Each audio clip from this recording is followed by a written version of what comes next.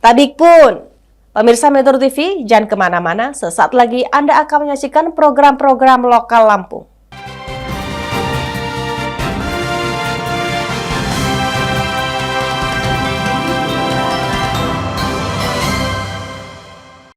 Selamat siang, pemirsa Metro TV Lampung, bersama saya Iskandar dalam program Bung Is Menyapa.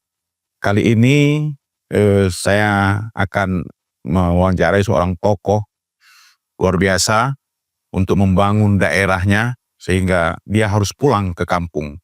Tentu kita bicara soal Tanggamus adalah kabupaten yang hari ini dirasa masih perlu ditingkatkan dari segi perekonomian, juga transportasi, infrastruktur, karena ini menyimpan banyak kekayaan alam.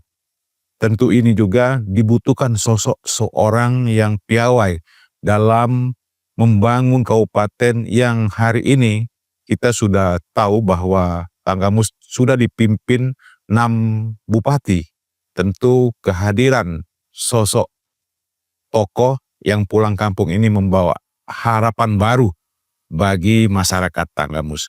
Bersama saya Bupati Tanggamus, Bapak Randes Muhammad Haji Saleh Asnawi MA MH.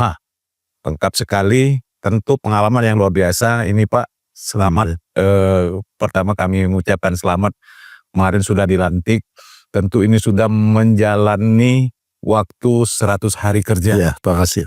Dan mudah-mudahan ini membawa harapan baru. Kita tahu pemirsa Metro TV Lampung, Pak Saleh Asnawi ini kalau dari kehidupan beliau ini sudah cukup untuk menghidupi keluarga juga anak cucu.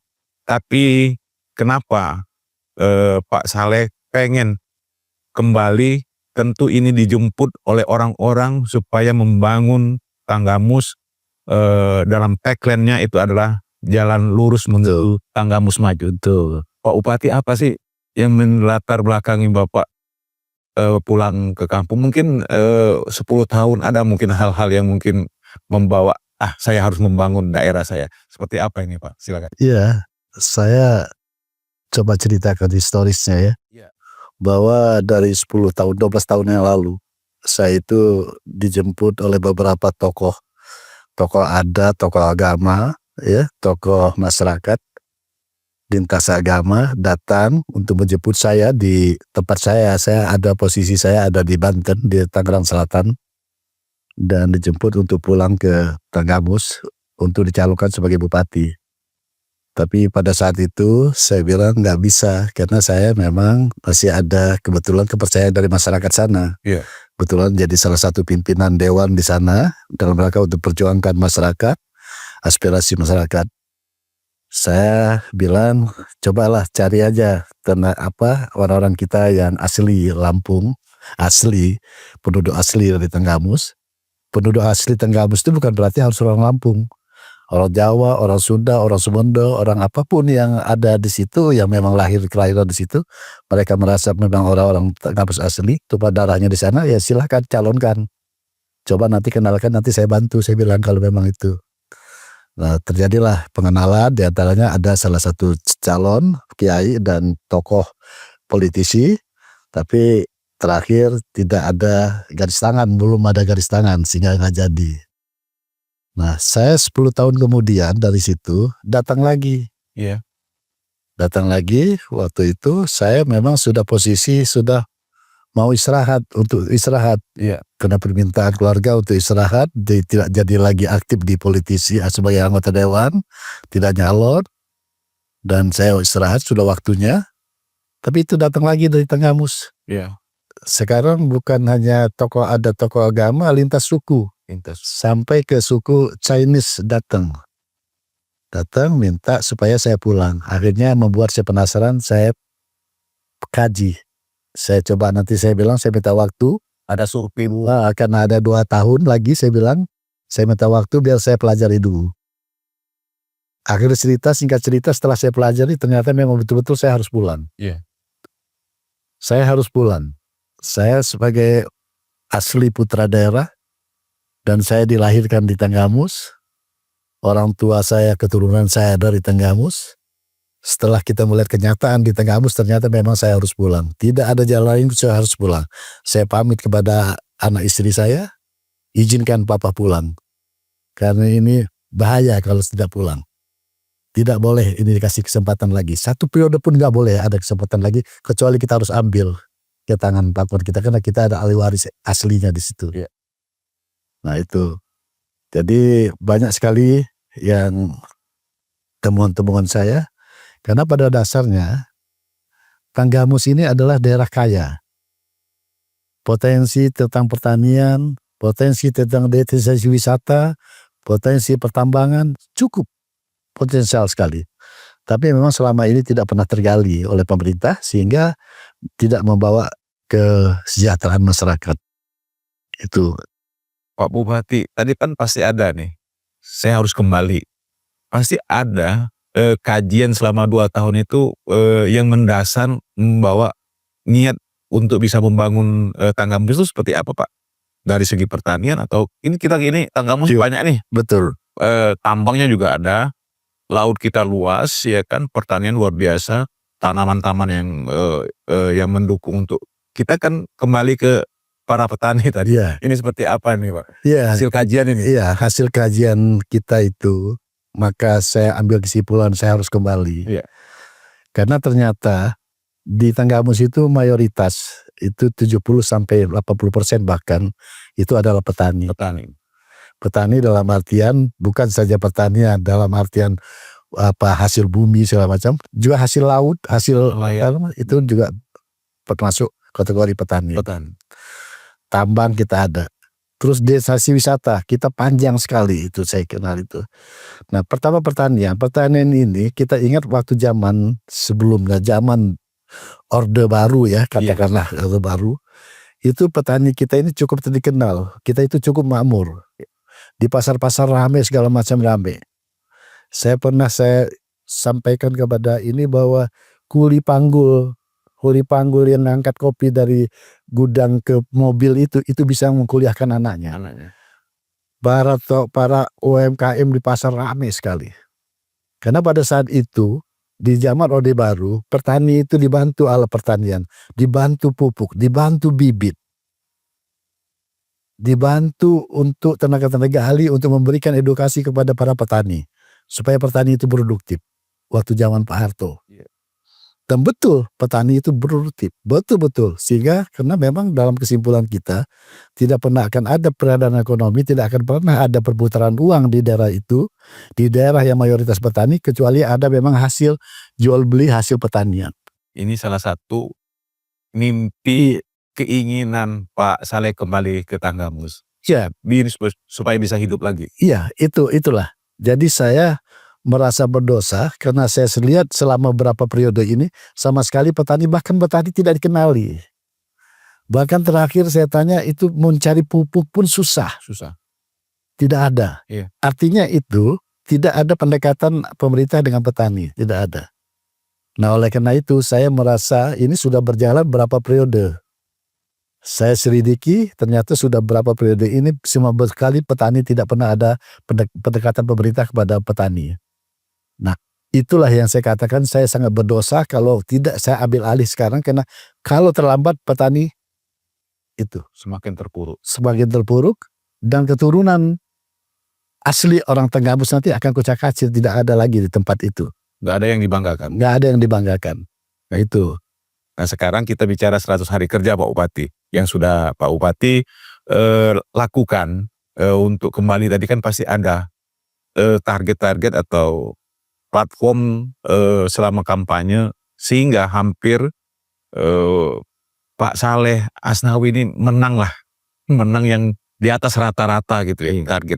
Ini kan harapan Pak, harapan yang kembali tadi seperti apa, baik infrastruktur, pariwisata, juga mungkin kita tahu Pak Saleh ini orang yang terkenal di Banten, di Jakarta, sehingga bisa menarik investor ke sini. Ini seperti apa 100 hari kerja Pak Bupati? Iya, yang pertama yang tentu yang menjadi bahan pemikiran kita bahwa infrastruktur, hasil kajian kita, hasil penelitian kita ke lapangan ternyata memang ekspor betul-betul sangat itu emergensi harus diadakan, harus dihentikan itu dengan infrastruktur. Setelah infrastruktur nanti kita juga akan potensi-potensi yang ada tadi pertanian akan kita kembalikan seperti zamannya. Bagaimana cara untuk itu petani-petani, termasuk wisata. Lalu yang ketiga yang tidak kalah pentingnya juga basic kesehatan rumah sakit. Nah alhamdulillah sampai hari ini infrastruktur untuk jalan provinsi saya aktif mendekati gubernur, mendekati provinsi supaya kalau memang ada untuk item perbaikan jalan di provinsi tolong dahulukan Tanggamus, saya minta. Dan juga dari kita juga karena kebetulan waktu saya dilantik itu segala sesuatu tentang APBD itu sudah ditentukan sebelumnya diketok palu, sehingga saya tidak pada posisi untuk menentukan itunya, tapi itu pun masih kita usahakan, kita upayakan. Dan juga saya aktif untuk minta bantuan kepada pusat, bahwa baik kepada anggota DPR ya mereka bisa membantu untuk menyalurkan aspirasi mereka kepada Tanggamus di kementerian kami seperti misalnya di PDK ya seperti pendidikan. Saya sudah sampai ke dirjen, saya sudah berhadapan sudah itu dan yang lainnya. Alhamdulillah untuk 100 hari ini sudah kita mulai. Infrastruktur kita sudah mulai. Tapi saya akan berjanji seperti saya janjikan pada waktu kampanye, karena ini sudah saya baca sebelumnya, itu 2 tahun saya akan betul-betul saya penuhi apa yang saya janjikan dalam visi itu. Visi misi saya itu. Nah tapi mulai dari sekarang sudah kita mulai. Infrastruktur kita sudah mulai, rumah sakit kita sudah mulai, dan sekolah-sekolahan, nanti ada beberapa ratus sekolah yang perlukan berehab segala macam, sudah kita usulkan insya Allah berapa bulan ke depan, paling tidak anggaran perubahan sudah bisa terrealisasi. Itu. Termasuk pariwisata. Pariwisata kita akan betul-betul kita akan mulai dan harus tahap kajian. Karena pariwisata, semua pariwisata itu harus melalui kajian. Kajiannya tepat, ahlinya. Saya akan melibatkan ahlinya untuk mengkaji. Itu sudah mulai. Mereka akan bulan depan akan turun ke lapangan. Mengkaji mana-mana yang tepat ini seperti apa harus ada hotel atau harus apa, itu akan kita lihat. Karena wisata kita tidak hanya terbatas wisata bahari, di tanah daratan juga banyak. Air panas, air terjun, itu banyak sekali potensi-potensi. Bendung-bendungan besar juga banyak. Itu kita akan buat grand science semua. Kita serahkan pada ahlinya untuk membuat grand science bagaimana pemetaan tentang wisata ini. Dan insya Allah tahun depan, tahun 2026 sudah kita mulai semua itu. Jadi sudah fondasinya sudah, kajiannya sudah, tinggal kita menjual. Betul. Ya ini mungkin ini strategi orang swasta ini Pak Bupati. Saya ngeliat ini orang swasta, bukan orang birokrat lah ya. Bagaimana Pak Bupati menjual Tanggamus ini ke teman-teman supaya dia bisa membangun bersama-sama. Kalau umpama dari APBD, APBN agak kurang mungkin Pak ya. Tapi mereka untuk berinvestasi itu seperti apa? Mungkin kebijakan, regulasi harus gitu. Ya banyak sekali. Sudah berapa ini bahkan dari luar juga datang investasi, dan dari teman-teman saya juga akan investasi di sini. Seperti misalnya pabrik. Ini nanti kopi, kita penghasil kopi terbaik, Nestle. Tapi kita selama ini kelemahannya kenapa? Kopi mentah itu langsung dijual kepada si tengkulak, dijual kepada luar. Produksinya di luar sana. Kita aja jual kopi.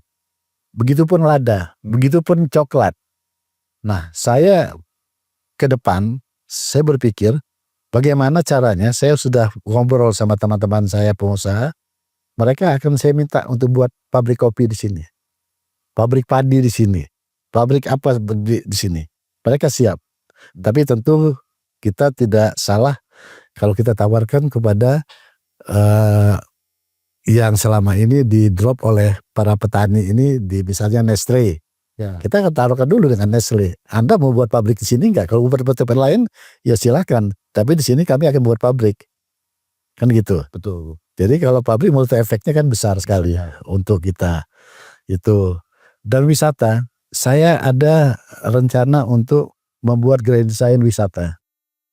Berkolaborasi dengan ahli yang ada di kita, dengan ahli yang dari luar, kita akan lihat. Kenapa kita ambil ahli dari luar? Itu kita berharap dia bisa membawa investor. Iya. Dengan investor dari luar, ahli dari yang desain grand design dari luar, automatically mereka juga bisa berhubungan dengan travel besar untuk membawa ini ke sini. Sehingga dengan sendirinya betul-betul wisata kita di sini dia akan bukan wisata itu jadi multi nasional, internasional nanti gitu. Bisa itu kan seperti Bali. Iya. Iya.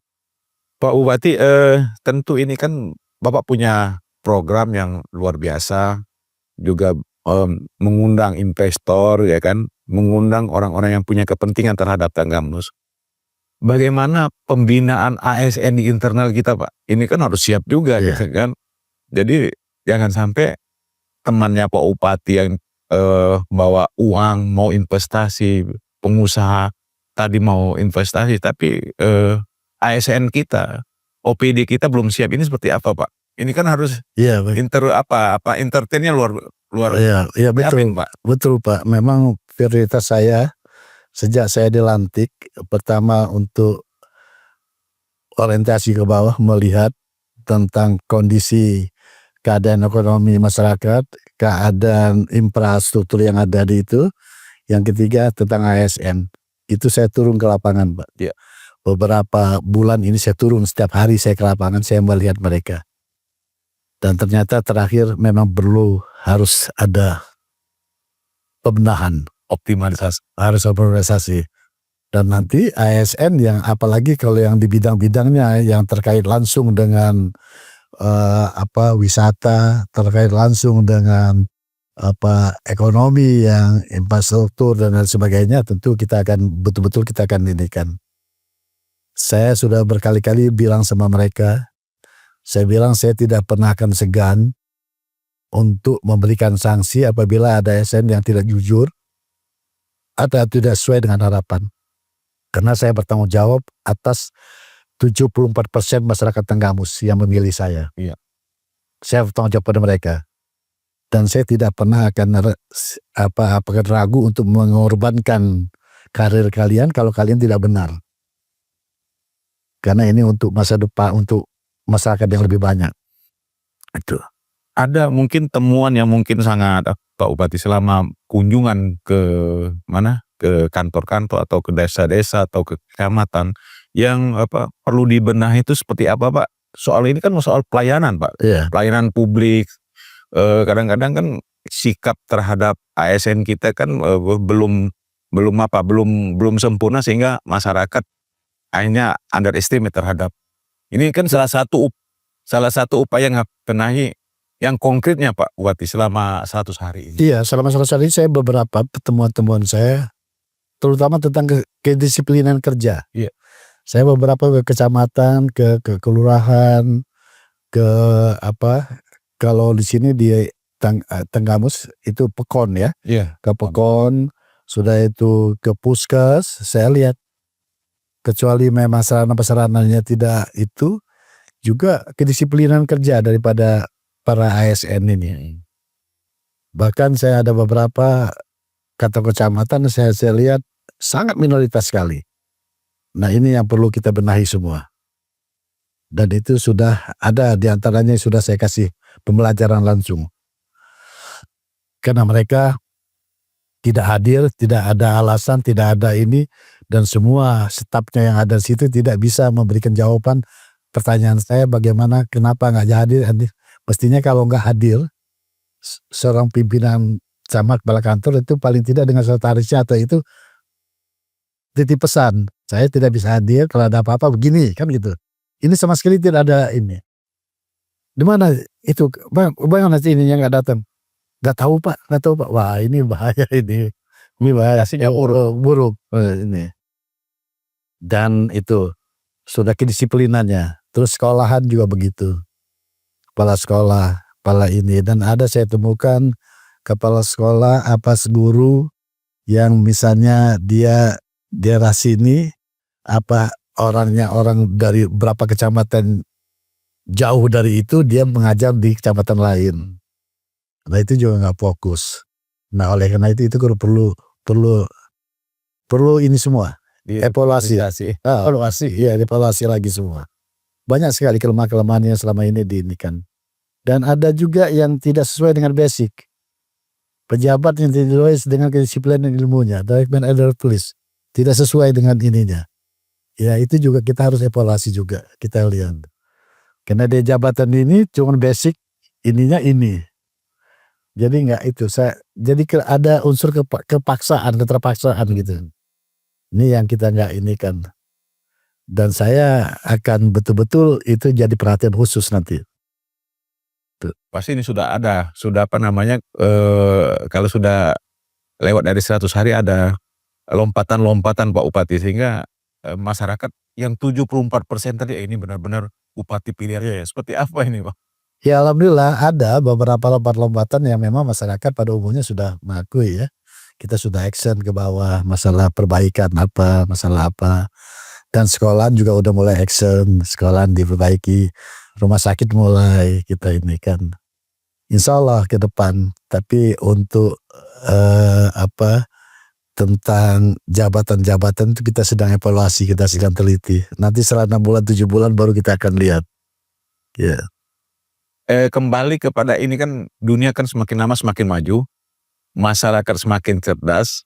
Kalau ASN-nya tidak berubah, ini akan apa namanya underestimate terhadap pelayanan. Di era digital, Pak Bupati, apa yang Pak Bupati lakukan nanti sehingga Tanggamus itu akan lebih apa namanya yang diharapkan tadi akan lebih maju, paling tidak mimpi-mimpi 74% tadi, ini pertanian kembali seperti yang dulu gitu kan, wisata kita juga seperti itu, infrastruktur seperti infrastruktur digital kita seperti apa Bupati supaya masyarakat Tanggamus itu melek dengan literasi digital kita? Saya terus terang memang belum terlalu jauh mempelajari tentang itu, tapi saya lihat memang sepintas itu memang masih kurang banyak, masih kurang sekali. Sehingga ke depan nanti kita akan coba untuk ini. Dan di pertanian juga, ini tadi saya belum singgung, pertanian kita akan adakan itu dengan pengelolaan pertanian dengan modern. Iya. Misalnya ada beberapa contoh kemarin saya peragakan di panen padi, itu ada alat yang itu, dan itu akan kita penuhi nanti alat-alat itu seperti itu. Seperti apa itu yang misalnya padi, penanaman padi itu bukan lagi manual ditanam satu-satu, nah tanam pakai mesin. Ya sudah tuh panen padi juga begitu. Nanti pengeringannya juga, nanti pabrikan itu memang betul-betul akan ada pabrik yang dari panen langsung masuk pabrik, langsung jadi beras. Ada pemisahan-pemisahan melalui pabrikan di situ. Itu insya Allah. Oke. Pak Bupati, ini kita kembali kepada tagline. Apa tagline yang tadi? Jalan lurus menuju Tanggamus maju. Kalau jalan lurus ini kan Sirotol Mustaqim. Tidak boleh ke kanan, tidak boleh ke kiri. Dalam kan saya tahu nih Pak Bupati kan udah yang penting saya mengabdi pulang kampung nih. Bagaimana Pak Bupati memberikan contoh dan teladan supaya ASN kita ini jalan lurus tadi ya Pak.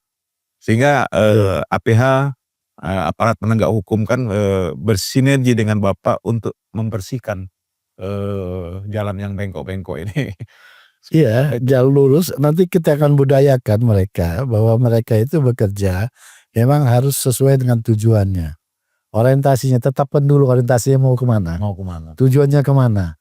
Kita harus lurus ke sana. Tidak boleh terlalu menyimpang ke sana sini. Lurus ke sana untuk mencapai itu.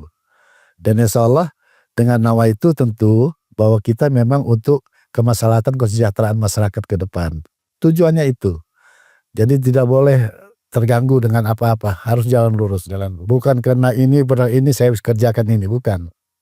Itu yang saya betul-betul antisipasi, saya sampaikan kepada aparat, kepada ASN, jangan karena itu, karena ini. Karena memang tujuan kita ini. Itu. Harus kita inikan. Dan itu sudah dimulai dari jajaran mana saja Pak?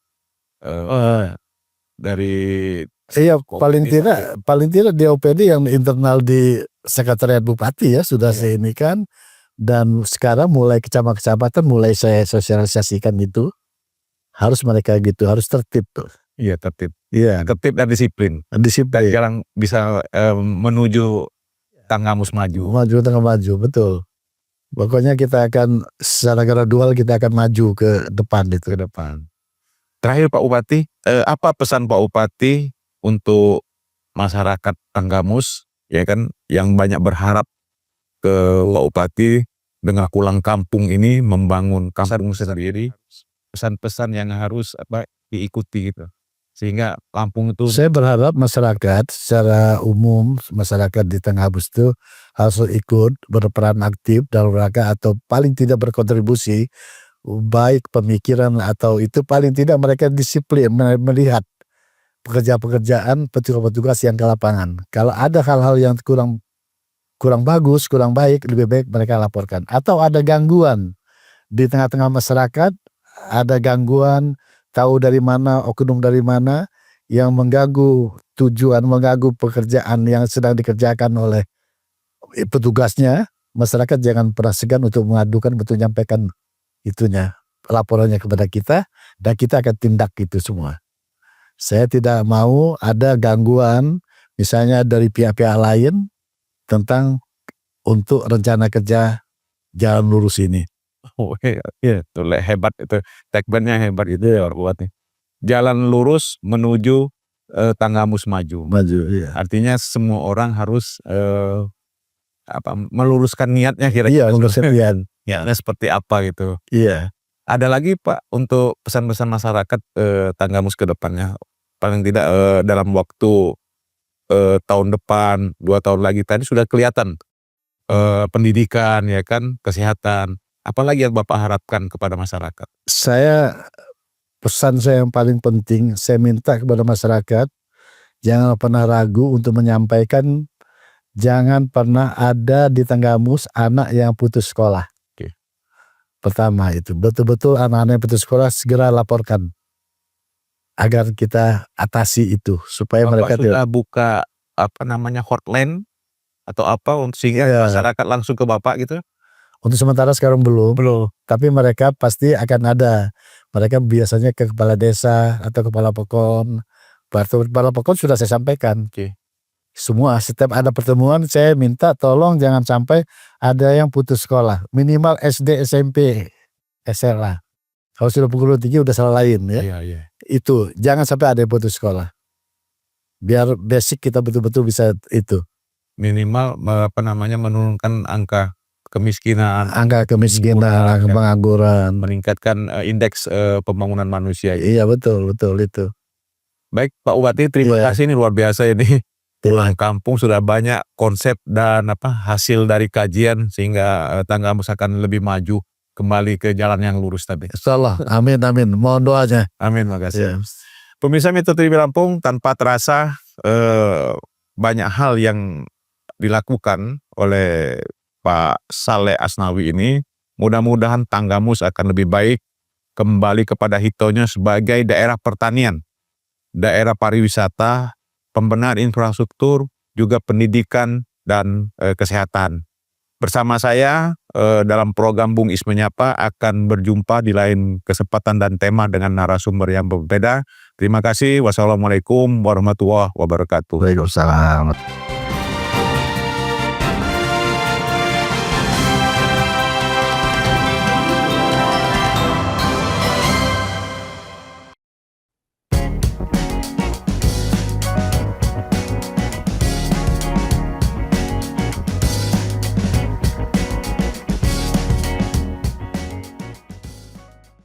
Lampung Pos kini hadir dengan koran digital.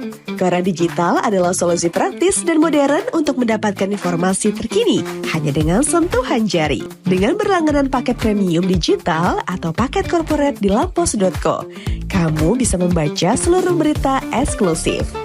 Semua tersedia lengkap dalam satu platform tanpa repot. Untuk berlangganan, kamu bisa kunjungi link di s.id/digitallampos. Kemudian klik sign up. Lalu isi data pelanggan,